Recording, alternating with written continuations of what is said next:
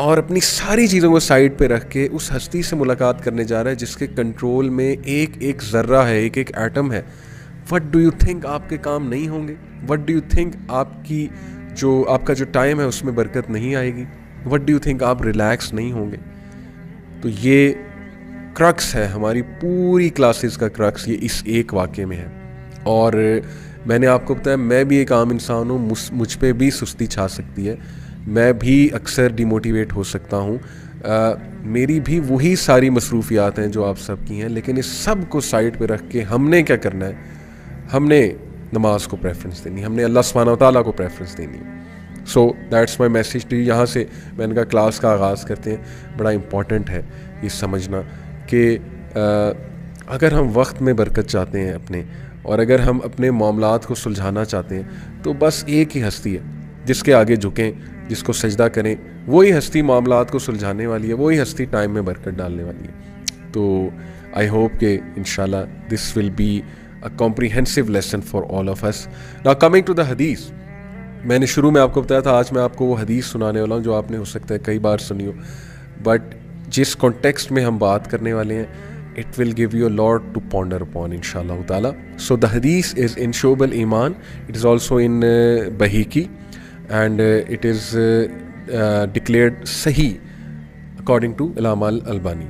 So the hadith goes like this: An Ibn Abbas रज़ियल्लाहु ta'ala anhu, हज़रत इब्न अब्बास रज़ियल्लाहु अन्हु से मरवी है, क़ाला, कहा, क़ाला रसूलुल्लाह सल्लल्लाहु अलैहि वसल्लम, कि नबी अकरम सल्लल्लाहु अलैहि वसल्लम ने कहा, अग़्तनिम ख़म्सन क़ब्ल ख़म्सिन, डू 5 थिंग्स बिफोर 5। ये हदीस मुझे इतनी पसंद है कि ये मैंने अपने घर में, अपने पर्सनल स्टडी रूम में लगवाई हुई है पोस्टर पे, और इसको हैंग किया हुआ है मैंने वॉल पे।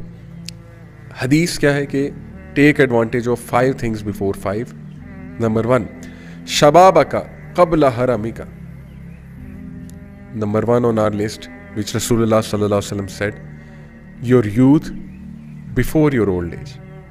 शबाबका, अपनी जवानी इससे पहले कि बुढ़ापा आए, इससे पहले कि वो एज आए कि तुम इतने एक्टिव ना रहो, तुम्हारे पास इतनी एनर्जी ना हो, यूथ का फ़ायदा उठा लो। नंबर 2, व सेहतका क़ब्ल सक़मिका, अपनी सेहत का इससे पहले कि बीमारी आए, your health before your illness.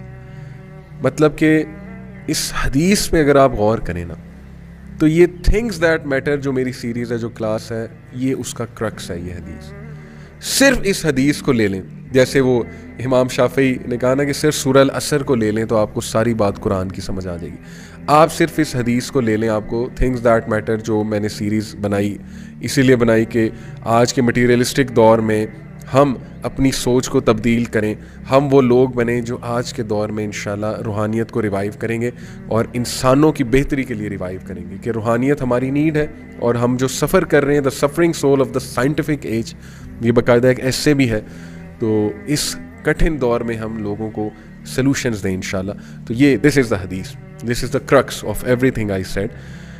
नबी अकरम सल्लल्लाहु अलैहि वसल्लम ने फरमाया, 5 चीज़ों का एडवांटेज ले लो 5 से पहले। नंबर 1, यूथ का before your old age. Number 2, अपनी सेहत का, अपनी हेल्थ का before disease comes to you, इससे पहले तुम्हें इलनेस आए। नंबर 3, व गिना का क़ब्ल फ़क़र का, your richness before your poverty.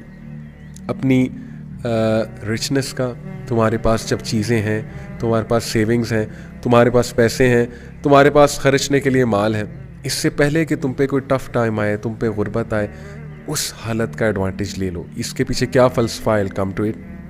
Number 4, व फ़राग़ का क़ब्ल शुग़ुली का, your free time before your work.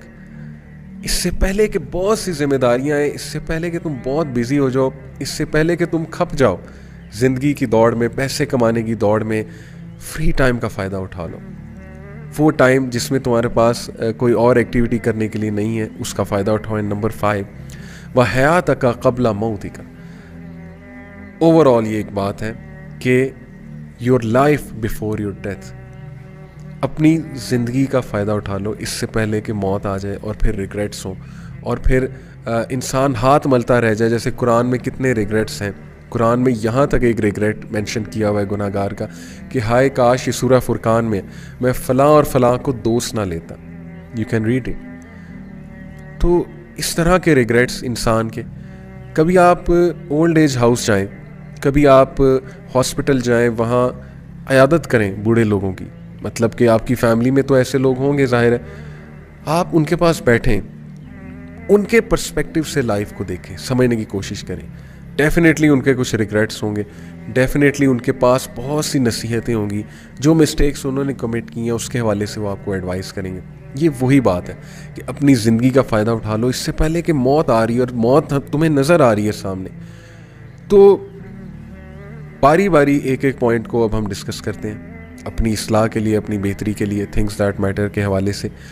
पहली जो बात हमारे नबी सल्लल्लाहु अलैहि वसल्लम ने की, शबाब का, नौजवानी, अपनी जवानी का फ़ायदा उठा लो नौजवानों, इससे पहले कि तुम्हें ओल्ड एज आए, तुम्हें बुढ़ापा आए।